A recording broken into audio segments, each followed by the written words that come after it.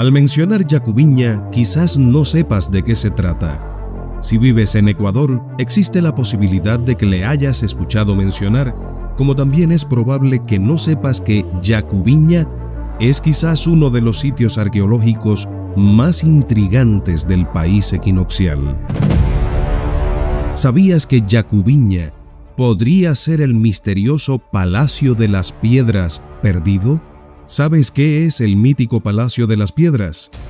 Hoy nos adentraremos en esta fascinante historia, recabando información de fuentes confiables y desentrañando misterios preincaicos en el territorio de Ecuador. Pero antes de entrar de lleno en el tema, nos ayudas mucho regalándonos un like y suscribiéndote al canal. Nada te cuesta y para nosotros es muy importante para continuar produciendo contenido de alto valor como este video que has comenzado a ver.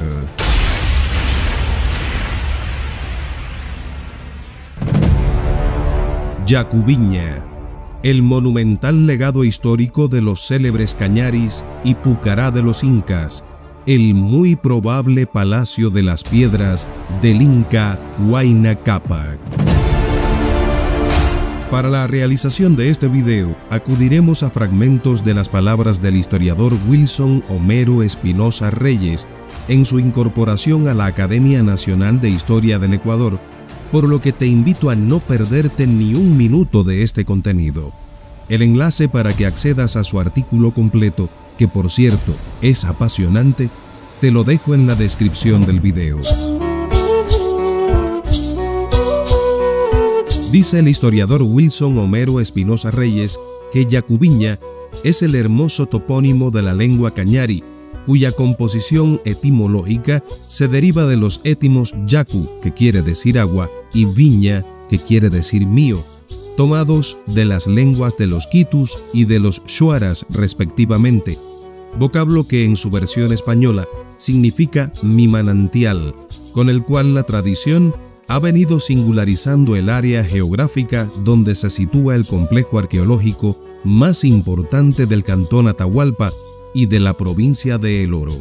Su reliquia más emblemática, memorial de acontecimientos y arcano de límites temporales aún no determinados, pero que, sin duda, se remontan a épocas anteriores a la conquista de los incas.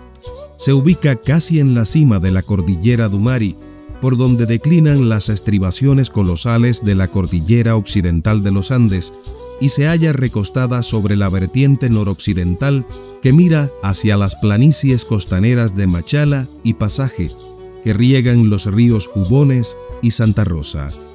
Por la vertiente suroriental, la cordillera Dumari circuye en herradura para formar la hoya de Puyango, llamada también de Saruma, que es donde encontramos las fuentes de todo el sistema fluvial del río Puyango, el mismo que en territorio ahora peruano toma el nombre de Tumbes.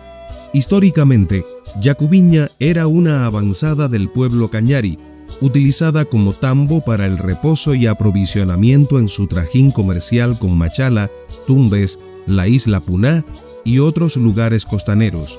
Se ubicaba en los confines del Atun Cañar con el país de los Paltas, cuyo territorio se extendía hacia el sureste de la cordillera Dumari.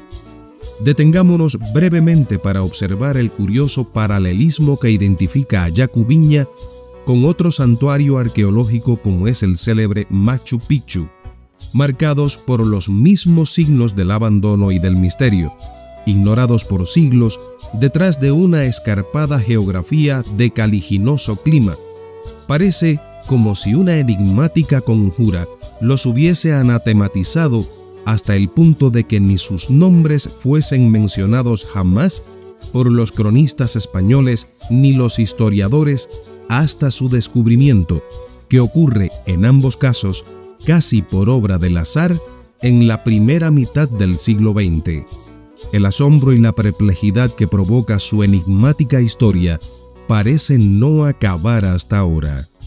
Cuando se habla del extremo sur de la región cañari, los historiadores mencionan frecuentemente sitios como Pacaibamba, Pillacay, Cahuán, San Fernando, Cañaribamba, Asunción, Oña, que con excepción de esta última se encuentran al noreste del río Jubones, pero no así Yuluq, Paltacalo, Huartiguro, Guanazán, Huayquichuma, Yacubiña, Paccha, etc., que están al suroeste del mencionado río.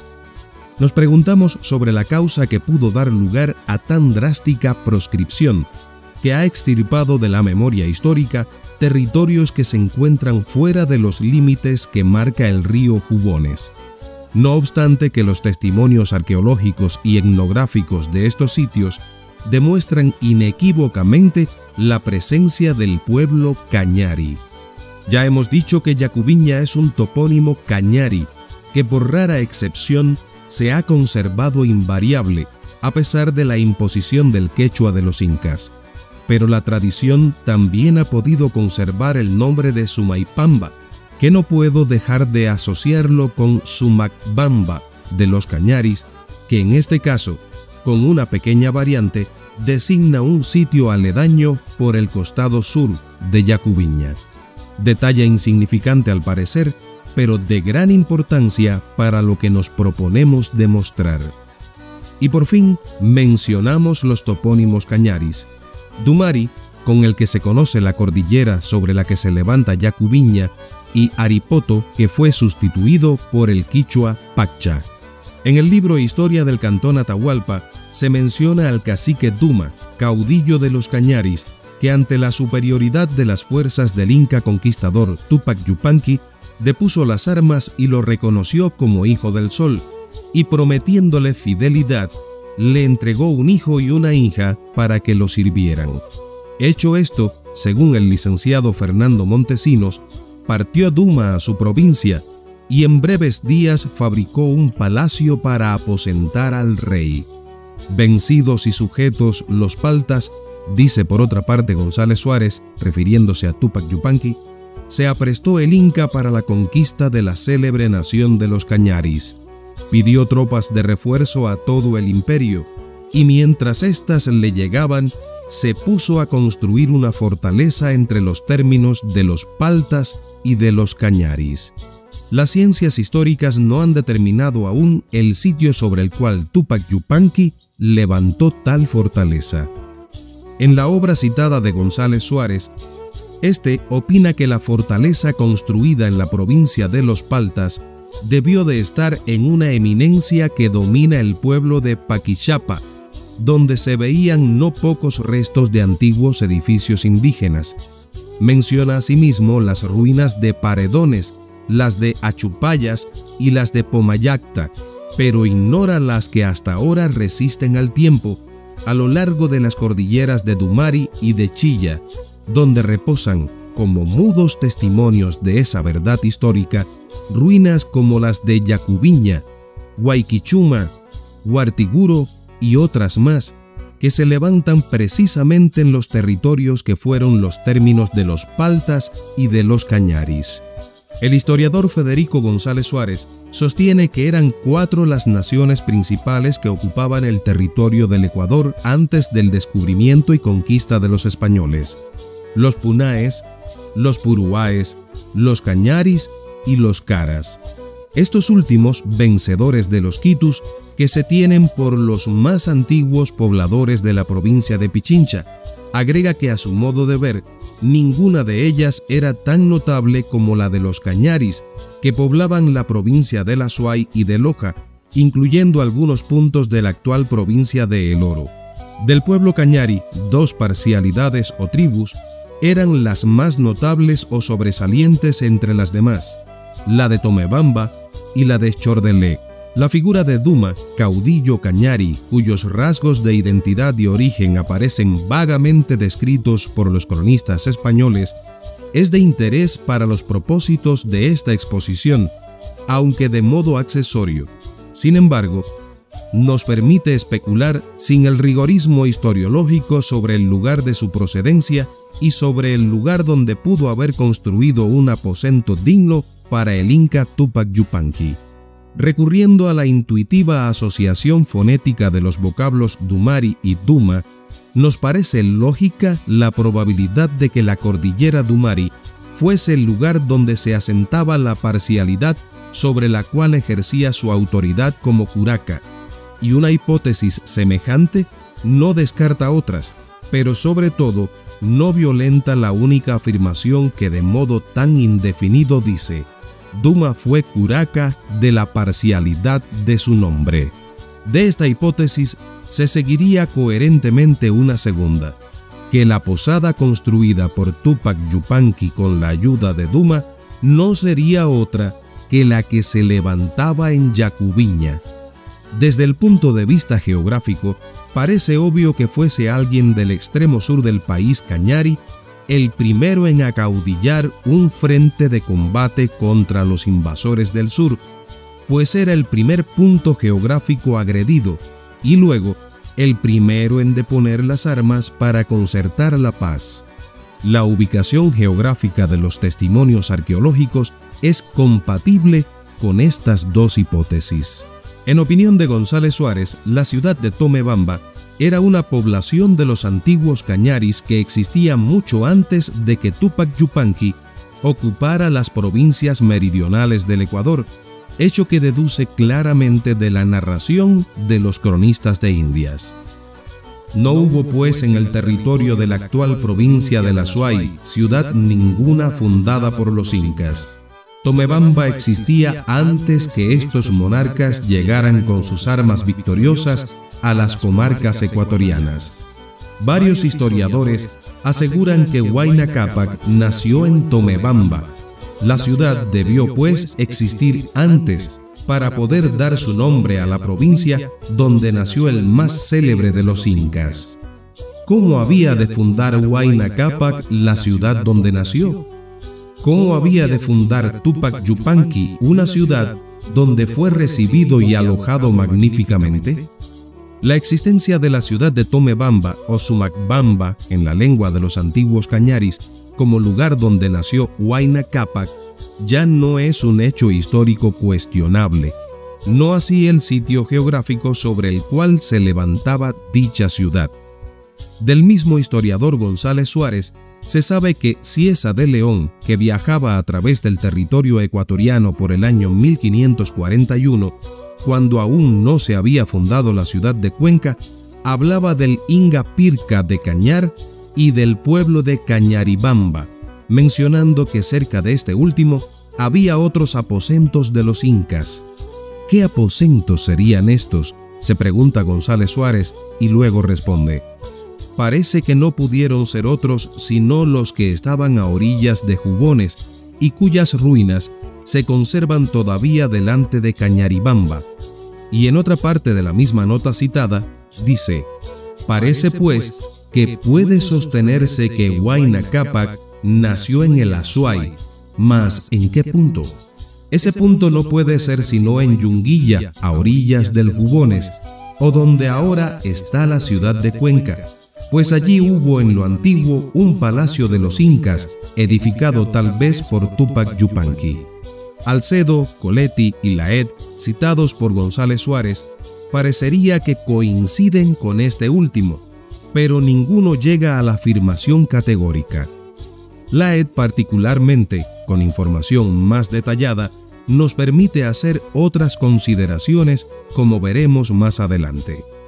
En el libro Historia del Cantón Atahualpa, se plantea la pregunta sobre el lugar en el que realmente estuvieron los aposentos de Tomebamba, llamados también Palacio de las Piedras, al que correspondería el lugar de nacimiento del Inca Huayna Cápac, y para averiguarlo, el autor de este texto estimó que venía muy a propósito el relato de Pedro Cieza de León, extraído de su Crónica del Perú, que dice: saliendo de Tomebamba por el gran camino hacia la ciudad del Cusco, se va por toda la provincia de los Cañaris hasta llegar a Cañaribamba y otros aposentos que están más adelante.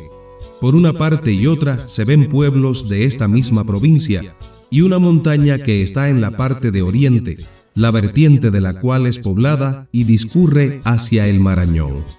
Estando fuera de los términos de estos indios cañaris, se llega a la provincia de los Paltas, en la cual hay unos aposentos que se nombran en estos tiempos de las Piedras, porque allí se vieron muchas y muy primas que los reyes ingas en el tiempo de su reinado habían mandado a sus mayordomos o delegados por tener por importante esta provincia de los Paltas, se hiciesen estos tambos, los cuales fueron grandes y galanos, y labrada política, y muy primamente la cantería con que estaban hechos, y asentados en el nacimiento del río Tumbes, y junto a ellos muchos depósitos ordinarios donde echaban los tributos y contribuciones que los naturales eran obligados a dar a su rey y señor y a sus gobernantes en su nombre.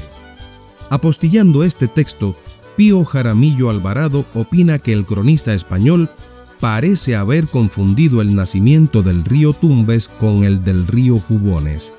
Una interpretación tan subjetiva como esta podría ser excusable solamente si, como parece, se ha ignorado la existencia de los importantes yacimientos arqueológicos que se encuentran al suroeste del río Jubones.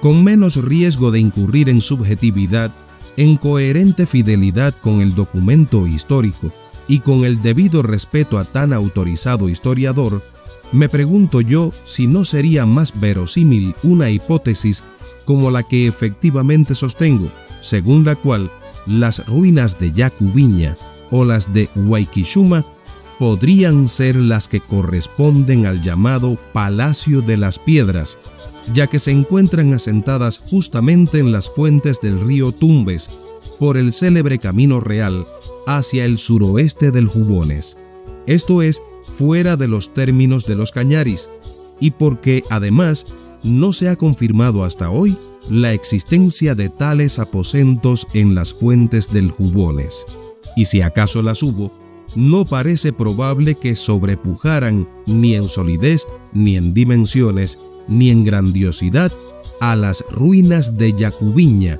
que aún se conservan espléndidas. Y hay un elemento más, como es el lingüístico, que la tradición ha conservado en el toponímico Cañari Sumacbamba, con una sutil variante quichua que el tiempo ha modificado en Sumaipamba, nombre con el cual se conoce hasta ahora el sitio que por el costado sur colinda con Yacubiña. Laed, citado por González Suárez, afirma en su descripción del Perú que los palacios llamados de las Piedras se hallaban al pie de unos montes poco elevados, pero bastante fríos, desde donde había 17 leguas de camino hasta Loja. El mismo González Suárez se pregunta, ¿qué palacios serán estos? ¿Dónde estaban estos palacios?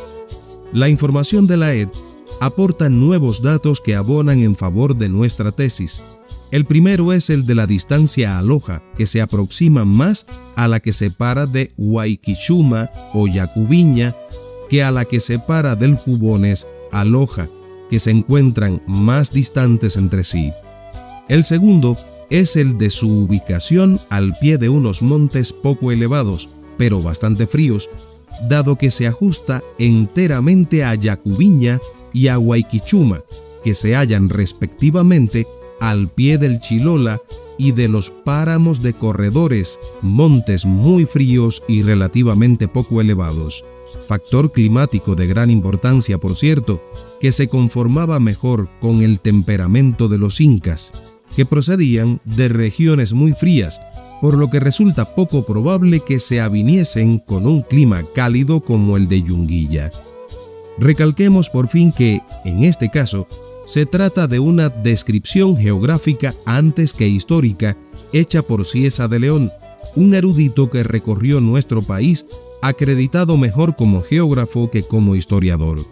Por su parte, Laed, según lo afirma González Suárez, traduce al latín punto por punto lo que dice de los reales edificios de Tomebamba el mismo Cieza de León. Su información es, por lo mismo, confiable. Si hemos de admitir que fue en Yacubiña donde se levantaba el llamado Palacio de las Piedras, resulta coherente y justo reivindicar la cuna del más grande de los incas, Huayna Cápac, reconociéndolo como el más ilustre hijo del cantón y de la provincia, que que recorrió los mismos tortuosos caminos de nuestra comarca, que bebió las mismas aguas de nuestros manantiales, se bañó en las aguas del Tamalaicha, del Puyango y del Tumbes, en fin, que desarrolló su niñez y adolescencia compartiendo con sus contemporáneos cañaris de la yunga austral orense. Nada me extraña que una vez llegado a la mocedad, cuando había fallecido su padre, partiese al Cusco para su coronación en 1488, acompañado de 15.000 cañaris, no por otra razón que no fuese la confianza que le merecían sus paisanos. No los llevaba en calidad de mitimaes, sino como un cuerpo de élite que velaría por su seguridad en tierras tan lejanas y desconocidas. También lo acompañaron mujeres elegantemente adornadas con tupus muy agudos, conocidos por pichinchas, según lo describen las leyendas incaicas Cora, un documento cuyo autor es Juan Durán. Este mismo documento añade que obsequiaron a Huayna Cápac esmeraldas de Manta y dijes de oro de Zaruma y del Chinchipe. Huayna Cápac, mancebo rico en virtudes, es el cognomento que le impusieron sus subtítulos a Tito Cusi Huachpa, reconociendo así sus virtudes.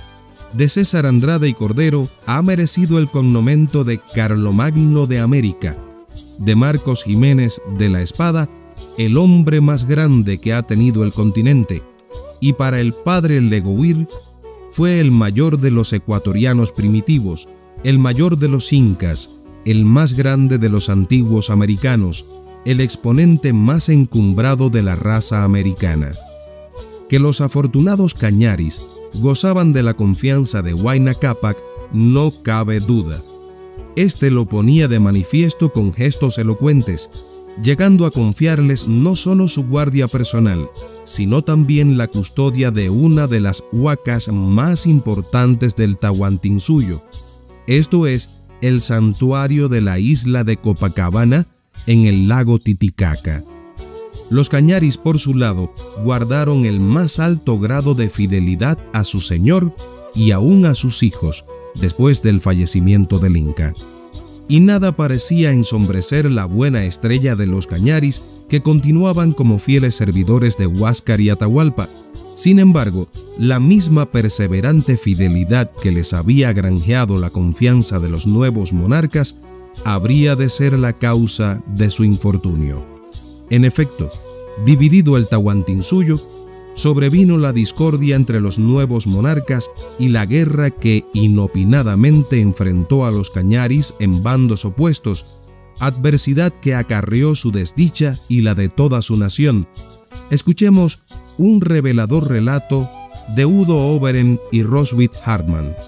Al salir Huáscar del Cusco con sus ejércitos compuestos de orejones y otras tropas para luchar contra los generales de Atahualpa, Quisquis y Chalcochima, los cañaris formaban la vanguardia y la retaguardia. Lucharon con valentía durante varios días en la batalla de Apurimac, para luego retirarse al Cusco cuando el ejército de Huáscar se disolvió. En este combate los cañaris se vieron confrontados porque luchaban en ambos bandos, los unos como miembros de las tropas de Huáscar y los otros como combatientes de Quisquis y Chalcochima.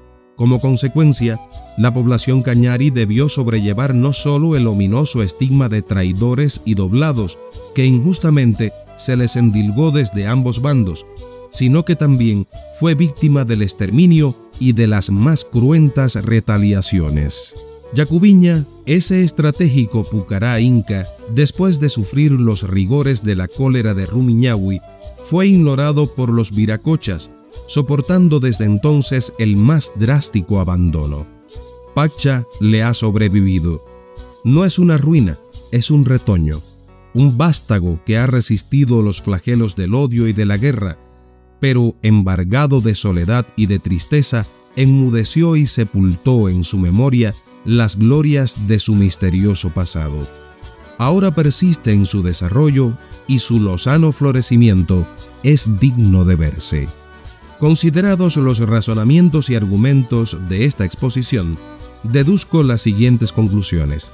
Primera, Yacubiña, luego de haber sido un importante tambo y estratégica avanzada en la actividad comercial de los Cañaris con las poblaciones costeras, fue ocupada por los incas peruanos aproximadamente por la década de los años 60 del siglo XV, si tomamos como referencia el nacimiento de Huayna Cápac, como ocurrió en 1467.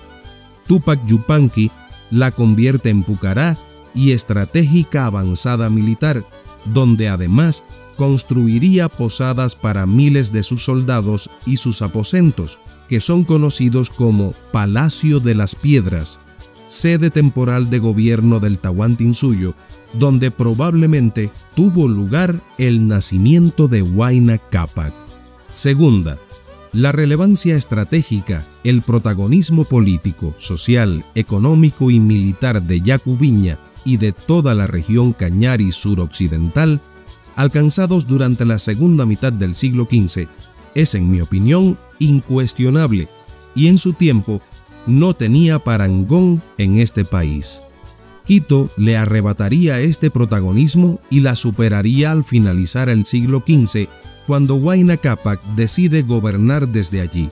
Cuando Yacubiña ha quedado sumida en la decadencia y el olvido, surge Zaruma como la primera y mayor concentración humana y como el nervio de la economía de la Real Audiencia de Quito. Por lo tanto, puede sostenerse razonablemente que la historia del actual Ecuador se gesta en la provincia de El Oro. Tercera, el histórico topónimo Tomebamba, llanura de la Cuchilla, impuesto por los incas conquistadores en lugar del Cañari Sumacbamba, que quiere decir llanura hermosa, es a mi juicio un nombre descriptivo que se ajusta con toda propiedad a la bella planicie de Yacubiña, que está situada en la cumbre o cuchilla de la cordillera Dumari, aplicado el mismo nombre a los diversos sitios geográficos donde la especulación histórica ha querido ver Tomebamba. Me parece, cuando menos, una incongruencia, si no un error, que tendría su explicación en el hecho histórico de que la misma denominación se hizo extensiva a todo el país Cañari. Como una curiosa incoherencia, el río Tomebamba es el único que ha conservado tal denominación. Cuarta, la proscripción histórica que ha pesado sobre la región andina de El Oro, no sin agravio de la verdad, carece de justificación. Es una antilogía. Los abundantes testimonios arqueológicos, etnográficos y lingüísticos determinan de manera inequívoca la presencia Cañari en esa región. ¿Qué te parece? Según lo que plantea este historiador, el inca Huayna Cápac nació en territorio del actual Ecuador, pero más aún plantea que Yacubiña es muy probablemente el lugar de su nacimiento y además el mítico y desaparecido Palacio de las Piedras, que se encuentra justamente en territorio ecuatoriano. ¿Qué opinas tú? Un misterioso sitio arqueológico ecuatoriano que genera muchas incógnitas. ¿Cómo es posible que haya arena de mar en una estructura precolombina en la ladera de los Andes? ¿Fue construido por los incas o antes de la llegada de ese imperio? ¿Qué son los fenómenos inexplicables que ocurren allí y que algunos de los actuales moradores del sector afirman? ¿Para qué se construyeron estas estructuras? ¿Por qué desaparecieron los antiguos habitantes de este lugar? A pocos kilómetros de Quito, la capital ecuatoriana, oculto en un paisaje paradisíaco, nos espera un sitio arqueológico descubierto apenas en el actual siglo XXI. Viajemos entonces a su encuentro y recibamos un baño de incógnitas mientras conocemos de cerca sus peculiaridades. Pero antes de entrar de lleno en el tema, nos ayudas mucho regalándonos un like y suscribiéndote al canal. Nada te cuesta y para nosotros es muy importante para continuar produciendo contenido de alto valor como este video que has comenzado a ver. Tulipe, ubicado en el noroccidente de Quito, Es un lugar que muchos desconocen y, sin embargo, alberga una historia fascinante. Fue descubierto a principios del siglo XXI y desde ese instante surgieron infinidad de interrogantes en los expertos, muchas de las cuales aún siguen sin respuesta, aunque ya existen varias interpretaciones del trascendental hallazgo que todos deberíamos conocer. A veces la dinámica de la vida cotidiana nos impone obstáculos para que vayamos al encuentro de estos lugares que, como páginas de un libro de historia, esperan por nosotros para decirnos de dónde venimos y quiénes somos. A simple vista, cuando te acercas al lugar, se trata de una pequeña comunidad asentada allí durante décadas. Justamente asentada durante años sobre un tesoro arqueológico, las enigmáticas piscinas de Tulipe. El significado de las piscinas de Tulipe es una incógnita que fomenta mitos y leyendas sobre el sentido de esos espacios sagrados que, al ser descubiertas, todo indicaba que habían sido creadas por los incas durante su estancia por los territorios del actual Ecuador, pero posteriormente, gracias a los estudios realizados, se llegó a la conclusión de que no fueron obra de los incas, sino de los yumbos, los primeros habitantes de ese territorio. Aunque son poco conocidas, estas construcciones ancestrales de piedras fueron erigidas, según estimaciones, entre los años 400 y 1660 y están localizadas a unos 70 kilómetros de Quito, en la zona del Chocó andino. Cuentan que en esos espacios hundidos de formas diversas, los chamanes o yachaks realizaban ceremonias y cultos al sol y la luna, mientras los sabios las utilizaban como espejos y observaban el cielo reflejado en el agua para sus estudios astronómicos. Las evidencias arqueológicas existentes en Tulipe propician una serie de relatos entre quienes habitan cerca de este lugar. Hay quienes están convencidos de que esta zona es un portal hacia otras dimensiones que está conectado con otros sitios importantes de México, por ejemplo, y brindan testimonios de acontecimientos ocurridos allí para los que no tienen explicaciones, aunque los expertos no avalan esas teorías. Pero, ¿podría ser cierto? En la actualidad, tras tantas desclasificaciones de documentos por parte de varias instituciones vinculadas con investigaciones científicas de sucesos inexplicables, hemos conocido que muchos de los investigadores de este tipo de eventos no pueden explicar lo que evidentemente ha sucedido y sigue ocurriendo. ¿Es Tulipe realmente un portal interdimensional? Con estas creencias, en la actualidad, algunas personas acuden a Tulipe a hacer rituales y para eso solicitan los permisos correspondientes, aunque está prohibido ingresar a las piscinas por ser un lugar sagrado y para mantener su estado de conservación. Los investigadores plantean que ni siquiera en el tiempo de los yumbos todo el mundo podía ingresar en las piletas, pues eran, al parecer, destinadas a las élites de ese pueblo. En total son 7 piscinas. De las ubicadas en la parte central del complejo, 2 son rectangulares y otras 2 tienen una parte superior curva, semicircular. La quinta es un polígono irregular con 19 ángulos y la sexta es muy pequeña, por lo que posiblemente cumplía una función práctica, como el almacenamiento de agua para todo el conjunto, pues todas las piscinas están unidas por una red bien diseñada de canales.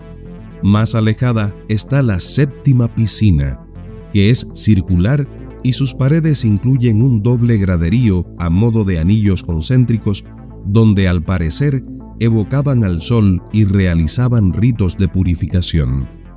Justo en esta piscina existe un elemento que desconcierta. En su lecho, según algunas aseveraciones, hay arena de mar.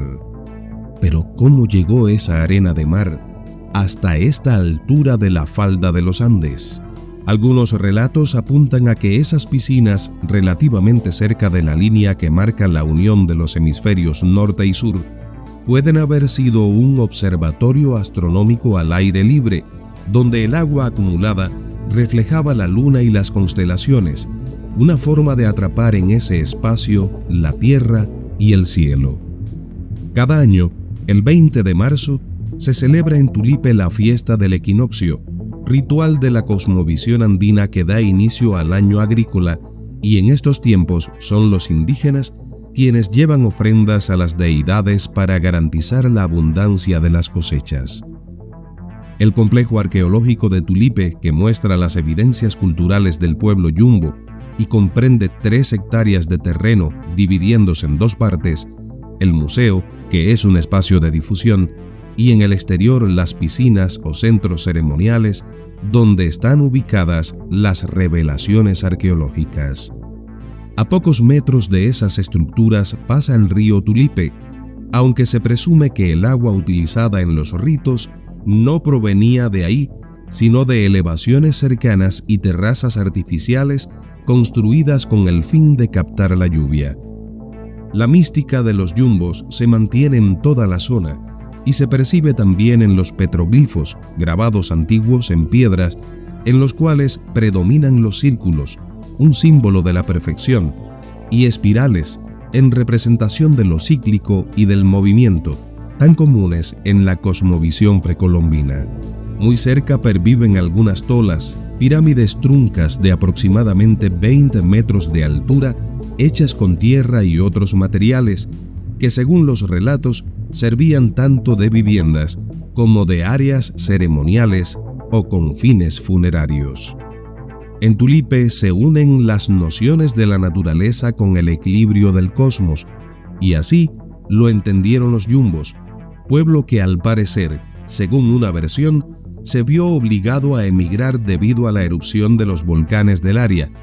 Otras versiones apuntan a que se marcharon del sitio debido a la invasión inca, y también existe la versión de que lo hicieron con la llegada de los colonizadores españoles.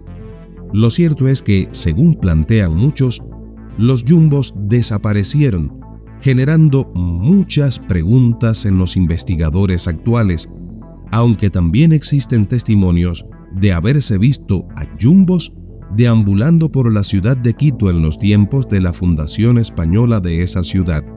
A pesar de estas versiones, continúa investigándose qué ocurrió realmente con los yumbos. Para perpetuar la historia de los yumbos en Tulipe, no solo están las evidencias arqueológicas, sino un museo que recibió honores internacionales como el Premio Reina Sofía de Conservación y Restauración del Patrimonio Cultural en el año 2011. Entre los años 2001 y 2004, el Fondo de Salvamento del Patrimonio Cultural, conocido ahora como Instituto Metropolitano de Patrimonio, realizó un extenso proyecto de excavación y restauración del sitio. Gracias a esto, el 24 de marzo de 2007, se inauguró el espacio museográfico conformado por 3 salas, en las que se muestra el medio ambiente y la ubicación geográfica de Tulipe y cerámicas, entre otros objetos originales y algunas réplicas. Asimismo, exponen cómo los yumbos fueron principalmente un pueblo agrícola y de comercio, que también cazaban y elaboraban artesanías. Se cuenta que los yumbos solían cargar canastas que sujetaban a su frente para transportar pescado, yuca, plátano verde, papayas, carne, y al parecer eran personas robustas, según muestran modelos de cera expuestos en el museo y confeccionados a partir de estudios forenses de restos humanos hallados en la zona. La cultura yumbo dejó un legado histórico, arqueológico y mitológico por su familiarización con la astronomía, la geometría y la arquitectura, aunque aún existen muchas dudas sobre algunas de sus costumbres. Si bien el sitio fue descubierto en este siglo XXI, su historia atrapa hoy a cientos de personas que acuden a visitar este espacio ancestral, donde las interrogantes fomentan los mitos y leyendas alrededor de los yumbos. Algunos viajan hasta allí con la esperanza de ser testigos de algún evento relacionado con los testimonios de que existe una puerta interdimensional, y otros para vivir el privilegio de estar en uno de los sitios arqueológicos más fascinantes y únicos del territorio ecuatoriano. ¿Has visitado tú este lugar fascinante en Tulipe? ¿Te animas a visitarlo? ¿Qué opinas? Te leo en los comentarios. Además, regálanos un like, suscríbete al canal y comparte este video en tus redes sociales. Pronto, volvemos con más.